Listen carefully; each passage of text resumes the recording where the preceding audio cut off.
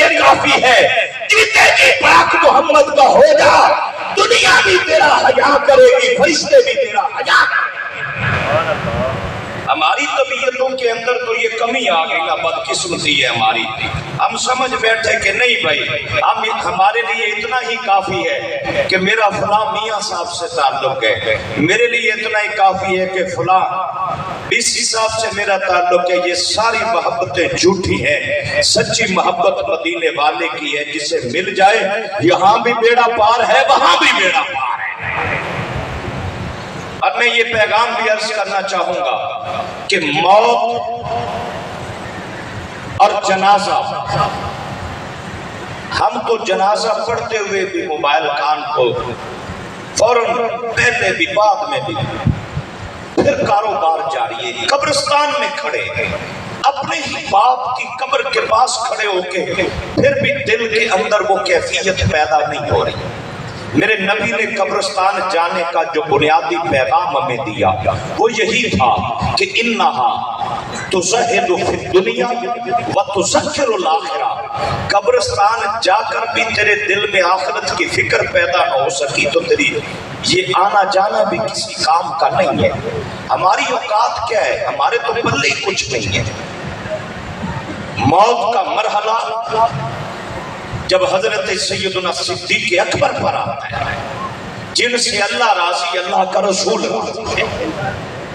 آپ نے نا جو کپڑے پہنے تھے اپنی بیٹی کائنات کے مومنوں کی ماں ام المومنین سید عائشہ صدیقہ رضی اللہ تعالی عنہ، آپ نے اپنی بیٹی کو بلایا، فرمایا بیٹی عائشہ جی ابا حضور، آپ نے فرمایا بیٹی یہ جو 2 چادریں میں نے پہنی ہیں، ویسے کفن سنت ہے 3 کپڑے، لیکن امت محمدیہ کا پہلا خلیفہ تھا حضرت سیدنا صدیق اکبر نے 2 چادریں پہنی تھی، فرمایا میری بیٹی یہی چادریں دھو کے بطور کفن مجھے پہنا دینا، کیونکہ زندہ شخص کی مرنے والے کی بجائے زندہ شخص نئے کپڑوں کا زیادہ حقدار ہے۔ میرے کفن کے لیے جو کپڑا خریدنا ہے نا، وہ لباس خرید کے کسی ضرورت مند کو دے دینا، میرا اللہ مجھ سے راضی ہو۔ مکے کا رئیس تاجر، مدینہ کا عظیم تاجر، جس کے اپنے کپڑے کے کارخانے تھے حضرت صدیق اکبر کے، 2 چادریں دنیا سے جاتے ہوئے فرمایا بیٹی یہی دھو کے مجھے دے دینا۔ ام عائشہ صدیقہ نے عرض کیا ہمارا تو یہاں پر ویسے بھی ایک الگ مسئلہ بن جاتا ہے نا، ہم تو اپنی ماؤں کو بھی گھر سے کفن نہیں دیتے۔ میں کچھ رسمی جو ہماری روایتیں ان کے اوپر بھی میں اشارتاً یہ پیغام عرض کروں گا۔ ساڈی ماں بڈھی ہو کے بھی دنیا کو جاوے، اسی آنے ان دے کفن دا کپڑا بھی ان دے پیکے لے گیا۔ یہ کہاں کی محبت ہے یار؟ کیا میری ماں کی عمر بھر کی وفاؤں کا صلہ اس گھر سے یہی ملا کہ میں جاتے ہوئے اپنی ماں کو کفن کے کپڑے بھی نہیں دے رہا؟ یہی کچھ تو کل لے کے جانا تھا جو اللہ کا قرآن کہتا ہے لا تنسا نصیبک من الدنیا، بندے دنیا میں جو تیرا حصہ اسے کبھی نہ بھولنا۔ اس کی تفسیر مفسرین کہتے ہیں کہ دنیا کی کل کمائی جو ہم نے اکٹھی کی، حلال حرام کی تمیز نہ رکھی، جائز ناجائز کا فرق نہ رکھا، ہم نے یہ نہ دیکھا کہ رزق آیا کہاں سے، یہ نہ دیکھا رزق لگ کہاں رہا ہے، ناجائز خواہشوں پہ لگ رہا ہے یا برائی کے کاموں پہ لگ رہا ہے، ہم نے فرق ہی نہ کیا کل عمر کی کمائی سے۔ اللہ کا قرآن کہتا ہے جو تیرا حصہ ہے کبھی نہ بھولنا۔ مالک میرا حصہ کیا ہے؟ پر میں خوش نصیب ہوگا جاتے ہوئے کفن کے 3 کپڑے مل جائیں، یہ کل کمائی کا حصہ ہے۔ میری ماں کو تو ہم نے وہ بھی نہ دیا۔ ماں کا کفن کا حصہ جس گھر میں وہ زندگی گزار کے جا رہی ہے، اس گھر میں جو اس کا حق وراثت بنتا تھا، اس حق وراثت سے ماں کے کفن کا کپڑا خرید کر اسے پہنایا جانا چاہیے۔ بڑی محبت ہے ہمارے ماموں کو، اپنی بہنوں سے بڑا پیار ہے، لیکن کفن نہ لیا کرو۔ یہ کفن کا حق شریعت نے میری ماں کو اس گھر سے دیا ہے۔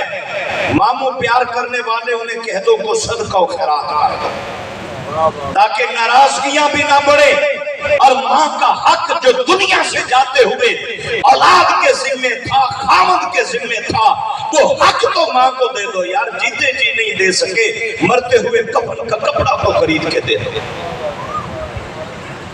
हजरत शहनशाह फरीदुद्दीन गंजे शकर चिश्ती के शहनशाह ने आपका गुजर हुआ कब्रिस्तान से, कब्र तैयार है, मट्टी कब्र की निकाल के बाहर रखी जा चुकी है, मैयत की चारपाई कब्र के पास है। पैगाम जो गंजे शकर ने दिया, आपने कब्र की मट्टी और बदन की मट्टी दोनों को मुखातब करके कहा। आपने फरमाया वेख फरीदा मिट्टी खुली, कब्र की जानिब इशारा किया। फरमाया वेख फरीदा, नाम अपना लिया, पैगाम हम जैसे निकम्मों को दिया है। फरमाया वेख फरीदा मिट्टी खुली, मिट्टी उत्ते मिट्टी डुल्ली, मिट्टी हंसे, कब्र की मट्टी मुस्कुरा के कहती है रोज याद करती थी आ जाए। मिट्टी रोवे, जिस्म की मट्टी रोती है कि हाय सारी लज्जतें छिन गई। मेरे गंज शकर फरमाते कि वे फरीदा मिट्टी खुली ते मिट्टी उत्ते मिट्टी डुल्ली, मिट्टी हंसे, मिट्टी रोवे, अंत यानी जिस्म, अंत मिट्टी दा मिट्टी होवे। और दुनिया की जानिब इशारा किया, ना कर बंदिया मेरी मेरी, ना है तेरी ना है मेरी, 4 दिना दा मेला दुनिया फिर मिट्टी दी बन जाए तेरी। मिट्टी नाल ना धोखा कर दो, तुम ही मिट्टी हो भी मिट्टी। यार मैं नए जूते पहन के अकड़ के पाँव मारूं मट्टी पर तो मट्टी सदा देती, या अल्लाह इजाजत दे इसे अपने अंदर गर्क कर लो। ये अपनी औकात भूल चुका है।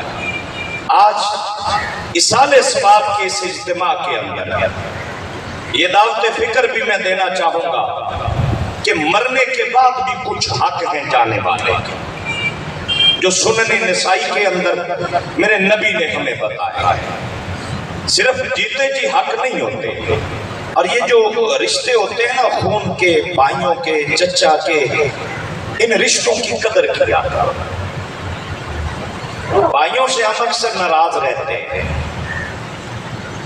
यार, इतना जुल्म तो कोई भाई किसी पर नहीं करता जितना जुल्म यूसुफ अलैहिस्सलाम के भाइयों ने उन पर किया था।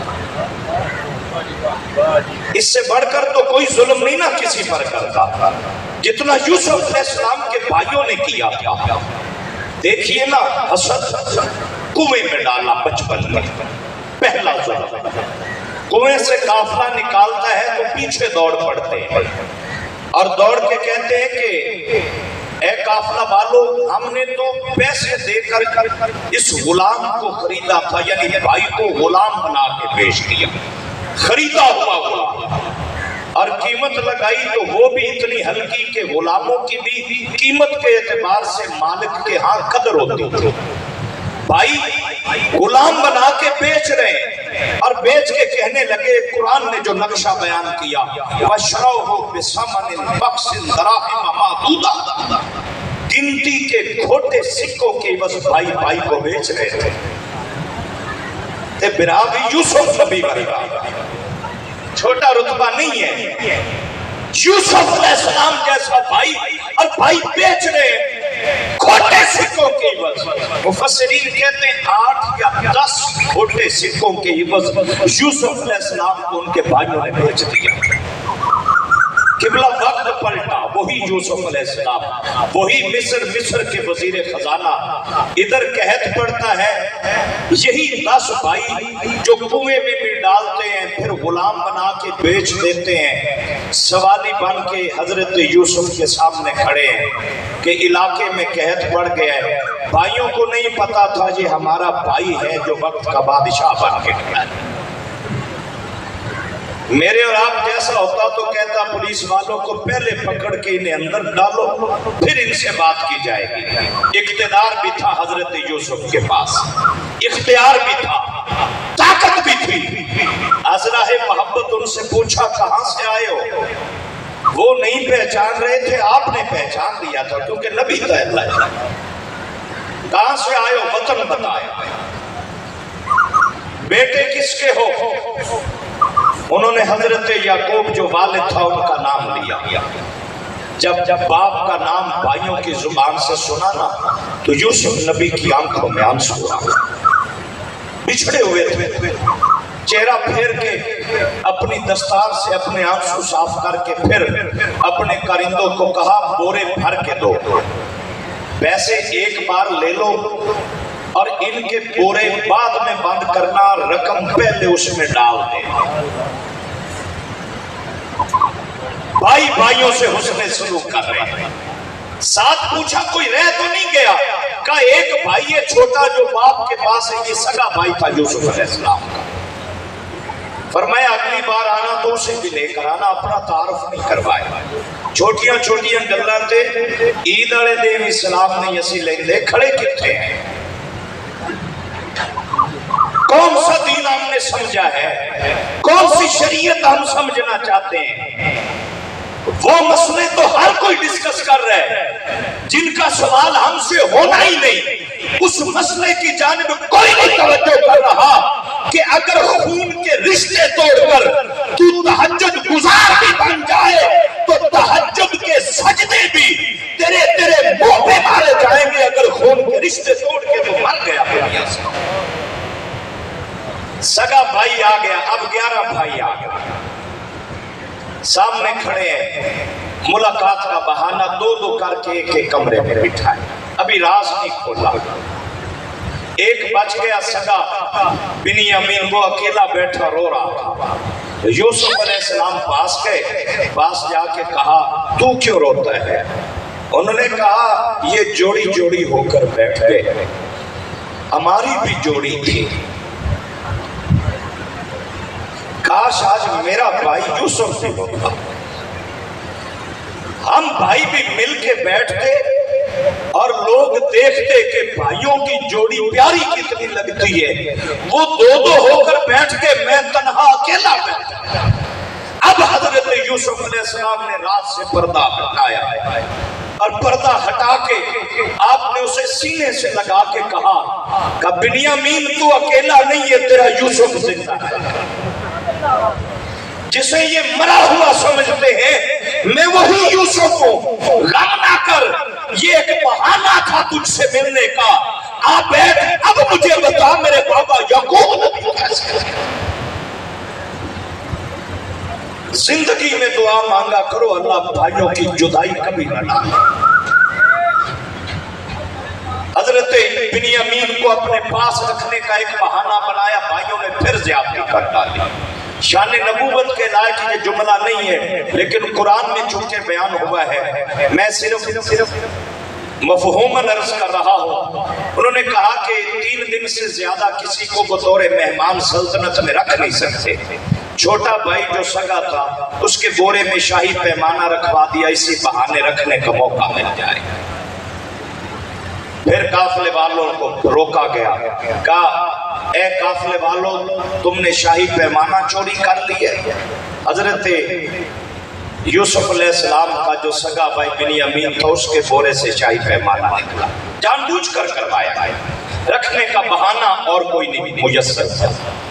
फिर वो 10 बोले, उन्होंने कहा कि सिर्फ यही चोर नहीं है, इन यसरिक फकद सरका कुल्लहु मिन कब्ल, ये चोर नहीं है, इसका भाई भी ऐसा ही था। नौज़ुबिल्लाह, शान नबूवत बहुत बड़ा हो रहा है, सिर्फ समझाने के लिए मैं अर्ज कर रहा हूं। फिर इल्जाम कुएं में डाला, पहला जुल्म खोटे सिक्कों की एवज बेचा, दूसरा जुल्म चोरी का इल्जाम लगाया, तीसरा जुल्म फिर भी पलट के जब सारे सामने खड़े हैं, बाप भी है भाई भी हैं, सारे जब मिलने लगे तो हजरत यूसुफ ने कहा बताओ क्या सलूक करो।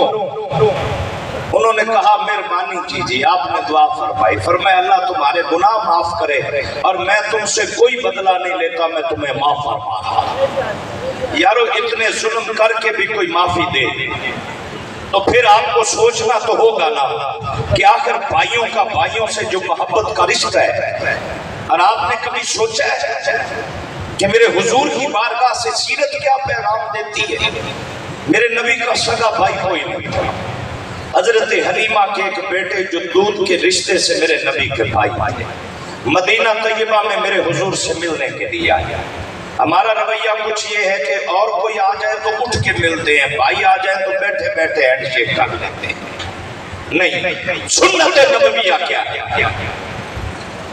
حضرت حلیمہ کا بیٹا دودھ کے رشتے والا بھائی میرے نبی کا آیا، میرے نبی اپنی جگہ سے اٹھے، چند قدم چلے، اٹھ کے اسے گلے لگایا، گلے لگا کے اپنے قریب کیا اور قریب کر کے اپنے پاس بٹھا کے پیغام دیا، فرمایا عزت دینا چاہو تو سب سے پہلا حق ماں باپ کے بعد تمہارے بھائیوں کا ہے، اور جو بڑے بھائی ہیں ان کا تو رتبہ میرے نبی نے بیان فرمایا، الکبیر من الاخوہ بمنزلۃ الوالد لولدہ، فرمایا بڑے بھائی کا رتبہ چھوٹوں کے لیے ایسے ہے جیسے باپ کا رتبہ اپنی اولاد کے لیے ہوتا ہے۔ فتح مکہ کے موقع پر میرے نبی نے کیا پیغام دیا؟ واشی جب آیا آپ نے فرمایا میں تجھے معاف تو کر رہا ہوں لیکن میرے سامنے نہ آ۔ حضور خیر ہے، فرمایا تم میرے چچا کا قاتل ہے، بڑی بے دردی سے تم نے اسے شہید کیا۔ یہ خون کے رشتوں کی کشش اللہ اور اللہ کے رسول نے رکھی ہے جو اس کے اندر آخری حدیث، اور میری گفتگو کا اختتامیہ یہیں پر ہو جائے گا، اور اس حدیث کے اندر 5 حقوق مرنے کے بعد بھی جانے والوں کے، پیچھے رہ جانے والوں کے ذمے ہیں 5 حق۔ پہلا حق سنن نسائی الصلاۃ علیہ، ماں باپ دنیا سے چلے جائے، پہلا حق اولاد پر یہ ہے کہ ان کے جنازے میں شرکت کی جائے۔ اگر آپ ماں باپ کا جنازہ ہی نہیں پڑھ سکے تو آپ کی دولت کس کام کی؟ دوسرا حق، ماں باپ دنیا سے چلے جائیں، الاستغفار لہما، ان کے لیے بخشش کی دعا کی جائے۔ تیسرا حق اکرام الصدیقہما، اپنے والدین باپ کے دوست اور ماں کی سہیلیوں کی تعظیم کیا، اپنے دوستوں کو کھانے پہ بلا لیتے ہو، کبھی والد کے دوستوں کو بھی کھانے پہ بلایا، کبھی ان سے ملنے چلے جایا کرو، اپنے دوستوں کو تحفے دیتے ہو، کبھی والد کے دوست اور ماں کی سہیلیوں کو بھی کوئی تحفہ دے کے آ جایا کرو۔ ادھر ماں کی سہیلی دنیا میں راضی ہوگی، قبر میں ماں ہم سے راضی ہو جائے گی، باپ کا دوست دنیا میں ہم سے خوش ہوگا، قبر میں ہمارے باپ کی روح کو ٹھنڈک اور تسکین محسوس ہوگی۔ چوتھا حق انفاذ عہدہما، ماں باپ جیتے جی دنیا میں کوئی عہد و پیمان کر کے گئے، کوئی خیر کا کام، کوئی رشتہ جوڑ کے گئے، کوئی نیکی کے کام کی کوئی نصیحت وصیت فرما گئے، انفاذ عہدہما، ان کی آنکھ بند ہونے کے بعد مکر نہ جایا کرو، خوش ہو کے اپنے ماں باپ کے وعدوں کو پورا کرو، تم یہاں ان کے وعدے پورے کرو گے، قبر میں ان کی روح تم سے راضی ہو جائے گی۔ اور 5واں حق صلۃ الرحم التی لا توصل الا بہما، جو رشتے ماں باپ کی وجہ سے وجود میں آئے تھے ان رشتوں کو ٹوٹنے نہ دینا۔ باپ کی وجہ سے چچا ہے، تایا ہے، پھوپھیاں ہیں، ماں کی وجہ سے ماموں ہے، خالہ ہے، یہ جتنے رشتے وجود میں ماں باپ کی وجہ سے آئے ہیں ان رشتوں کو ٹوٹنے کبھی نہ دینا، ماں باپ اولاد سے راضی ہو جاتے ہیں۔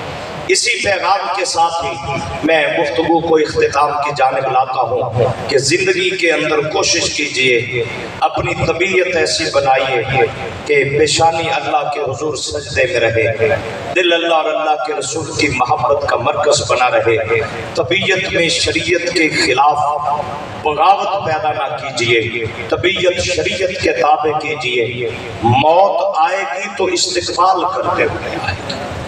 دعا ہے مالک کائنات ہم سب کا آنا مل بیٹھنا ہمارے مرحوم مغفور بھائی محمد اسلم آپ کی روح کے لیے اللہ باعث تسکین بنائے اور آپ کی بخشش اور نجات کا ذریعہ بنائے. وما علینا الا